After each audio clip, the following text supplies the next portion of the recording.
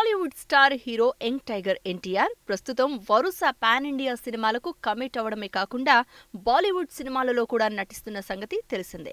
ప్రస్తుతం ఈయన war 2 cinema shooting పనుల నిమిత్తం ముంబై వెళ్లారు. హృతిక్ రోషన్ తో కలిసి ఈ సినిమాలో ఎన్టీఆర్ నటించబోతున్న సంగతి మనకు తెలిసిందే. ఈ సినిమా షూటింగ్ నిమిత్తం ప్రస్తుతం ఎన్టీఆర్ ముంబైలో ఉంటున్నారు. ఈ క్రమంలోనే ఎన్టీఆర్ ముంబైలోని ఓ పార్టీలో పాల్గొన్నాడు. ఎమ్మెల్యే జీషన్ బాబా సిద్దికీతో పాటు బాలీవుడ్ నటుడు అక్బర్ బిన్ తబర్ ఈ పార్టీలో పాల్గొన్నారు. ఈ కార్యక్రమంలో భాగంగా సీనియర్ ఎన్టీఆర్ని గుర్తు చేశారు నటుడు అక్బర్. ఎన్టీఆర్ అందరినీ ఎంతో ఆప్యాయంగా పలకరించేవారని, ఆయన వాయిస్ చాలా స్పెషల్ అని తెలిపారు. అలా ఎన్టీఆర్ వాయిస్ చాలా స్పెషల్ అయితే ఆ వాయిస్ ఇప్పుడు నేను మీలో చూస్తున్నాను అని తెలిపారు. తెలుగు ఇండస్ట్రీలో చాలా మంది సూపర్ స్టార్లు ఉన్నారు. వాళ్లందరికీ నువ్వు ఫాదర్వి అంటూ ప్రశంసలు కురిపించారు. అప్పటి ఎరా మళ్లీ రాబోతోందని ఈయన తెలిపారు.